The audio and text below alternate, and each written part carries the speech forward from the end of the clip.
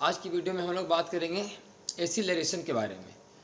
पिछले वीडियो में हम लोग क्लियर कर चुके थे टॉपिक वेलोसिटी के बारे में। तो जहाँ से आप लोग वेलोसिटी के बारे में समझना शुरू किए थे, वेलोसिटी टॉपिक जो पिछले 2-3 वीडियो में हम लोग पढ़े वेलोसिटी के बारे में, सेम टू सेम जो पार्ट था उसी को रिपीट करेंगे हम लोग और पढ़ेंगे उसी के तरीक़ा से एक्सीलरेशन के बारे में। तो जहाँ जहाँ हम लोग डिस्प्लेसमेंट यूज कर रहे थे वहाँ वहाँ अब हम लोग वेलोसिटी के बारे में बात करेंगे, और जहाँ जहाँ वेलोसिटी बोल रहे थे वहाँ वहाँ एक्सीलरेशन बोलेंगे, और पूरा प्रोसेस वही का वही रहेगा। जैसे हम जिसमें पढ़े थे वेलोसिटी के बारे में, जब हम लोग पढ़े थे वेलोसिटी के बारे में, तो आपको लिखाया गया था कि rate of change of displacement is defined as velocity। जब वेलोसिटी के बारे में हम लोग पढ़ना शुरू की थी तो यही बात लिखे थे कि rate of change of displacement is defined as velocity, और ऐसा कुछ ग्राफ या एक स्ट्रेट लाइन पाथ लिए थे हम लोग और बताए थे कि t इजिकल टू 0 पर अभी पार्टिकल का डिस्प्लेसमेंट 0 है, t इजिकल्स टू t1 पर पार्टिकल s1 डिस्प्लेसमेंट चल चुका, और t इजिकल टू t2 पर पार्टिकल s2 डिस्प्लेसमेंट चल चुका है। तो इस इंटरवल के बारे में हम बात किए थे और बताए थे कि एवरेज वेलोसिटी का मान होगा s2 माइनस s1 और बाई t2 माइनस t1, और तब बताए थे कि एवरेज वेलोसिटी का ये फार्मूला हो गया delta s by delta t। ऐसा हम लोग पढ़े थे, और इसी चीज को हमने ग्राफ पर दिखाया था कि एक तरफ टाइम ले लीजिए और एक तरफ डिस्प्लेसमेंट ले लीजिए, और इसको ग्राफ पर इस पूरे कहानी को दर्शाइए कि t इजिकल्स टू 0 पर डिस्प्लेसमेंट क्या है 0, t इजिकल्स टू t1 पर डिस्प्लेसमेंट क्या है बोले s1, t equals to t2 पर डिस्प्लेसमेंट क्या है बोले s2। तो यहाँ पर हमने पॉइंट दिया था और तीनों पॉइंट को मिलाएं तो हो गया हम लोग का ग्राफ हो गया डिस्प्लेसमेंट और टाइम के बीच। तो इस पूरी कहानी को हमने ग्राफ पर दिखाया और बताया कि चूंकि यहाँ से यहाँ s1 है, यहाँ से यहाँ s2 है, तो बीच में हुआ s2 माइनस s1 मतलब डेल्टा s। तो जब e हुआ डेल्टा s, इसका मतलब e भी हुआ था डेल्टा s, और यहाँ से यहाँ जाने ये जो समय है t1 है और यहाँ से यहाँ t2, तो बीच में जो टाइम हुआ ये हुआ हम लोग का डेल्टा t, तो ये भी हो गया था डेल्टा t। और हमने फिर इसका स्लोप निकाला था इस ग्राफ का कि slope is equals to tan theta, और tan theta is equals to delta s by delta t is equals to velocity. ये बात हो गया वेलोसिटी के बारे में। तो इसी बात को हम और भी बताए थे कि डिस्प्लेसमेंट और टाइम के बीच के ग्राफ का जो स्लोप है वो वेलोसिटी बताता है। तो ये बात तो पहले हम लोग पढ़े थे, आज इसी बात को देखिए रिपीट करेंगे हम लोग। आज हम लोग क्या पढ़ने जा रहे हैं बोले एक्सीलरेशन, और लिखेंगे rate of change of velocity is defined as acceleration. जिस तरह से rate of change of displacement is defined as velocity, उसी तरह से rate of change of velocity is defined as acceleration. Displacement में चेंज बटा चेंज इन टाइम बराबर velocity, velocity में change by change in time बराबर एक्सीलरेशन। तो उसमें तो कहानी था डिस्प्लेसमेंट का, अब होगा वेलोसिटी का। समझिए कि एक पार्टिकल अभी भी बराबर 0, मैंने एक पार्टिकल का वेलोसिटी अभी 0 है। अभी बस समझिए कि मोटरसाइकिल स्टार्ट करके रुका हुआ है और वो दिया एक्सीलरेटर। जब एक्सीलरेटर वो देगा तो वेलोसिटी क्या होगा बढ़ना शुरू होगा। जब मोटरसाइकिल मान लेंगे स्टार्ट किया उसके बाद देते हैं एक्सीलरेटर तभी आगे बढ़ता है, तो जब हम लोग एक्सीलरेटर देंगे तो वेलोसिटी बढ़ना शुरू होगा। तो t1 समय बीतते बीतते उसका वेलोसिटी बढ़कर हो गया है v1, t2 समय बीतते बीतते उसका वेलोसिटी बढ़कर हो गया है v2। तो एवरेज एक्सीलरेशन हम लोग निकालेंगे कैसे, तो बोलेंगे change in velocity by change in time. वहाँ था change in displacement by change in time बराबर एवरेज वेलोसिटी, यहाँ बोलेंगे change in velocity by change in time बराबर एवरेज एक्सीलरेशन। तो एवरेज एक्सीलरेशन बराबर आ गया delta v by delta T. अब इस पूरे कहानी को हम लोग ग्राफ पर दिखाएंगे, इधर वेलोसिटी और इधर टाइम। तो t बराबर 0 पर वेलोसिटी 0 है, t बराबर t1 पर वेलोसिटी v1, t बराबर t2 पर वेलोसिटी v2, और जब पॉइंट को हमने सब मिला दिया तो ग्राफ बन गया। तो अब ये हो गया डेल्टा v, अब ई डेल्टा v तो ये भी डेल्टा v, और tan थीटा का मतलब अब होगा delta v by delta T बराबर आएगा एक्सीलरेशन। तो ये बात समझ में आ गया यहाँ से कि वेलोसिटी और टाइम के बीच के ग्राफ का जो स्लोप है वो वेलोसिटी बताएगा, वेलोसिटी और टाइम के बीच के ग्राफ का स्लोप एक्सीलरेशन बताएगा, एक्सीलरेशन बताएगा। डिस्प्लेसमेंट और टाइम के बीच के ग्राफ का स्लोप क्या बताता था, वेलोसिटी। ठीक उसी तरीका से आज पढ़े कि वेलोसिटी और टाइम के बीच के ग्राफ का जो स्लोप है वो बताएगा आपको एक्सीलरेशन। सेम टू सेम है, कॉन्सेप्ट में कहीं कोई अंतर नहीं है, जो वहाँ पढ़ रहे थे वही पढ़ रहे हैं, सिर्फ वहाँ था डिस्प्लेसमेंट और वेलोसिटी वाला बात, यहाँ हो रहा है वेलोसिटी और एक्सीलरेशन वाला बात। तो ये पता चल गया कि वेलोसिटी और टाइम के बीच के ग्राफ का स्लोप क्या देता है, बोले एक्सीलरेशन देता है। तो फिर इसके बाद हम लोग ऐसे आगे बढ़े थे,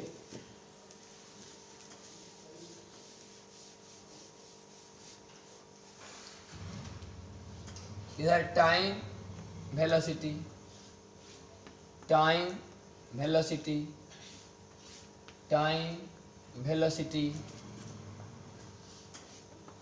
time velocity, time velocity, time velocity, time velocity. तो कुछ ग्राफ हम लोग खींचे हैं टाइम और वेलोसिटी के बीच में, अभी खींच रहे हैं ग्राफ। तो टाइम और वेलोसिटी के बीच मान लिया ग्राफ ऐसा है, ग्राफ मान लिया ऐसा है, मान लिया ग्राफ ऐसा है, मान लिया ग्राफ ऐसा है, ग्राफ ऐसा है, ए 120, ए 135, 150, जैसे पिछले बार किए थे सेम टू सेम। तो वेलोसिटी और टाइम के बीच कुछ ग्राफ खींचा हुआ है, उसका स्लोप हम लोग निकालेंगे, वही बताएगा एक्सीलरेशन। तो इसका स्लोप कितना है, थीटा बराबर 0 डिग्री, थीटा बराबर 0 डिग्री मतलब एक्सीलरेशन बराबर tan 0, tan 0 0 हो गया एक्सीलरेशन tan 0 0। यहाँ बोलिए एक्सीलरेशन बराबर, बोले +1/√3, यहाँ बोलिए एक्सीलरेशन बराबर, बोले +1, यहाँ बोलिए एक्सीलरेशन बराबर, बोले +√3। वेलोसिटी और टाइम के बीच के ग्राफ का स्लोप क्या बताएगा, बोले एक्सीलरेशन बताएगा। तो ये तो ग्राफ संभव है नहीं, पिछले बार भी आप बात समझे थे कि टाइम चूंकि क्या हो गया है कांस्टेंट, टाइम स्थिर है, समय कभी रुकता नहीं, तो ग्राफ नॉट पॉसिबल।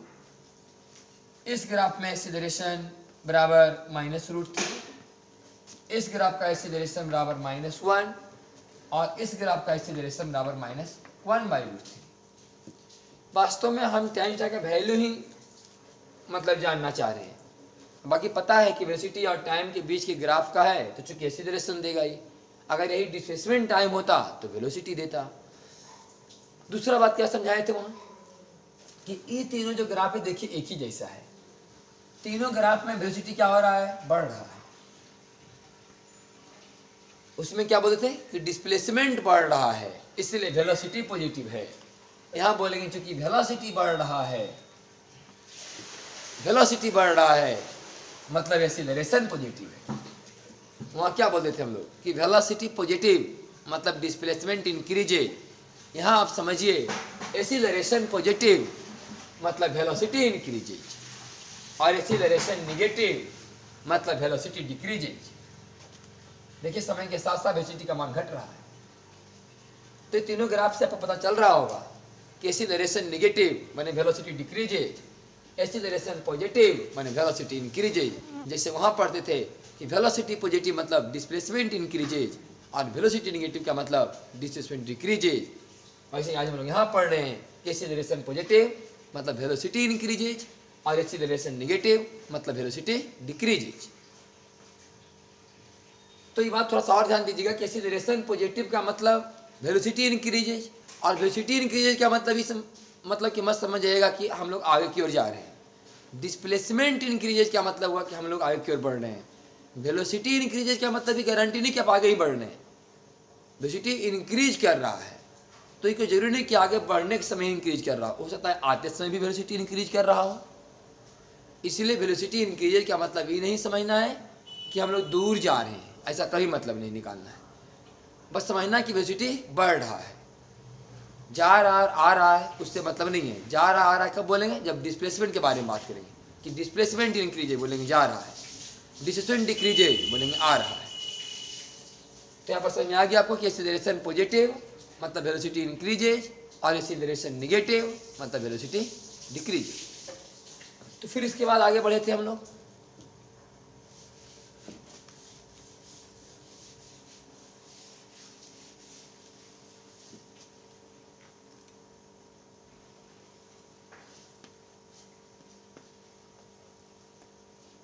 तो ये तो ग्राफ बता ही रहा है कि वेलोसिटी कांस्टेंट है, वेलोसिटी कांस्टेंट है। ग्राफ डायरेक्ट बता रहा है कि वेलोसिटी कांस्टेंट है।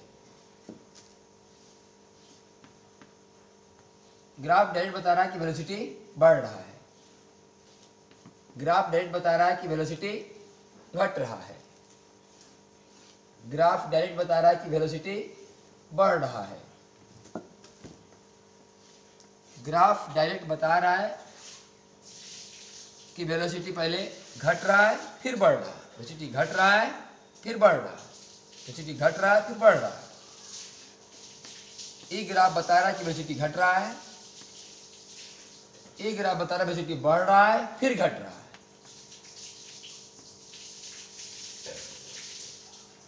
वही 7 ग्राफ, वहां ST होता था, यहाँ VT है। तो हो गया कि ग्राफ डायरेक्ट किसके बारे में बताया, V के बारे में ग्राफ बताया डायरेक्ट। ये जो ग्राफ है डायरेक्ट किसके बारे में बताया, V के बारे में। V कांस्टेंट, V बढ़ रहा है, V घट रहा है, V बढ़ रहा है, V घट रहा है फिर बढ़ रहा है, V घट रहा है, V बढ़ रहा है फिर घट रहा है। इसका स्लोप क्या बताएगा, बोले एक्सीलरेशन। तो इसमें क्या बोलते थे कि थीटा बराबर तो 0 डिग्री, तो tan थीटा बराबर 0 भी, तो एक्सीलरेशन बराबर 0। इस कहानी में थीटा कांस्टेंट होता था, और चूंकि कांस्टेंट तो है तो tan थीटा भी कांस्टेंट, तो एक्सीलरेशन भी कांस्टेंट। लेकिन चूंकि फर्स्ट क्वाड्रेंट में तो पॉजिटिव होगा, इसका मतलब एक्सीलरेशन कांस्टेंट है और एक्सीलरेशन पॉजिटिव भी है। ये कह रहा है कि एक्सीलरेशन कांस्टेंट तो है क्योंकि थीटा का मान कांस्टेंट है, क्योंकि थीटा का मान कांस्टेंट है मतलब एक्सीलरेशन कांस्टेंट तो है। लेकिन क्योंकि सेकेंड क्वाड्रेंट में थीटा का वैल्यू जाएगा वहाँ tan थीटा नेगेटिव होता है, इसका मतलब एक्सीलरेशन नेगेटिव में कांस्टेंट। और फिर यहाँ वही बात, यहाँ 0 डिग्री, यहाँ 30 डिग्री, यहाँ 45 डिग्री, यहाँ 60 डिग्री, सेम टू सेम।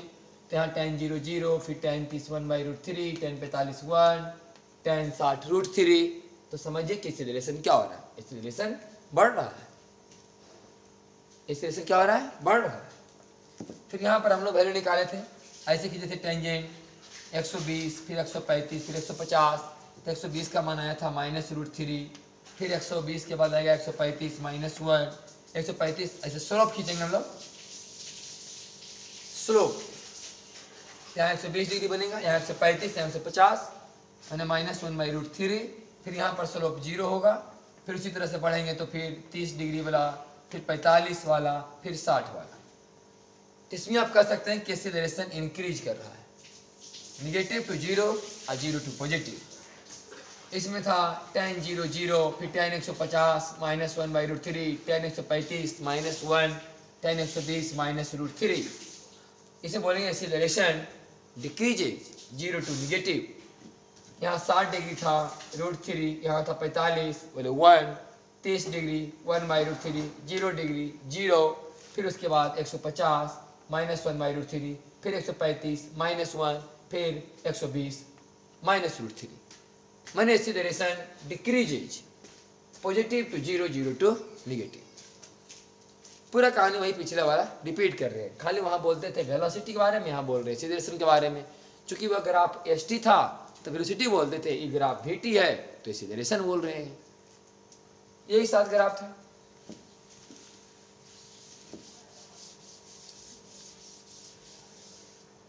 तो फिर हम लोग st ग्राफ से vt ग्राफ में बदले थे, उसी तरह से vt ग्राफ से इस बार at ग्राफ में बदलेंगे। मतलब इधर टाइम है, इधर वेलोसिटी ग्राफ अगर ऐसा है तो ये ग्राफ बता रहा है कि एक्सीलरेशन जीरो है, तो ये ग्राफ बताएगा कि एक्सीलरेशन जीरो है। अगर ये ग्राफ वेलोसिटी और टाइम वाला है और ये बता रहा है कि एक्सीलरेशन कांस्टेंट है और पॉजिटिव है, तो यहाँ भी ग्राफ बताएगा कि एक्सीलरेशन कांस्टेंट है और पॉजिटिव है। फिर ग्राफ बताता था कि एक्सीलरेशन कांस्टेंट है लेकिन निगेटिव में कांस्टेंट है, तो ये ग्राफ भी वही बता रहा है कि एक्सीलरेशन कांस्टेंट है लेकिन निगेटिव में कांस्टेंट है। फिर ये ग्राफ बताता था कि एक्सीलरेशन इंक्रीज कर रहा है जीरो टू पॉजिटिव, तो भी ग्राफ वही बता रहा है कि एक्सीलरेशन इंक्रीज कर रहा है जीरो टू पॉजिटिव। फिर एक अगला ग्राफ कि एक्सीलरेशन इंक्रीज कर रहा है, एक्सीलरेशन इंक्रीज ही कर रहा है, negative to zero, zero to positive, negative to zero, zero to positive, negative to zero, zero to positive. तो 3 और 2 5, 2 ग्राफ और बचा। तो अगर टाइम और वेलोसिटी के बीच का ग्राफ ऐसा हो तो ग्राफ बताता है कि एक्सीलरेशन डिक्रीज कर रहा है जीरो टू निगेटिव, तो इसका ग्राफ हम लोग ऐसे खींचेंगे कि एक्सीलरेशन डिक्रीज कर रहा है जीरो टू निगेटिव। और एक ग्राफ ये वाला कि अगर इधर टाइम और इधर वेलोसिटी है और ग्राफ हम लोग ऐसे खींचें तो ये ग्राफ बताता था कि एक्सीलरेशन डिक्रीज कर रहा है positive to zero, zero to negative. तो फिर से वही लिखेंगे हम लोग कि पॉजिटिव से जीरो और जीरो से निगेटिव। तो पूरा समझिए कि एक तरह से पिछले पढ़ाई का हम लोग रिवीजन किए। जिस तरह से हमने वेलोसिटी को डिफाइन किया डिस्प्लेसमेंट के आधार से, उसी तरह भी हमने एक्सीलरेशन को समझाया इस वेलोसिटी के आधार से। तो पूरा सेम का सेम पिछला भी रिवीजन हो गया और एक नया भी हम लोग पढ़े एक्सीलरेशन। नेक्स्ट वीडियो में हम लोग पढ़ेंगे instantaneous velocity and instantaneous acceleration के बारे में।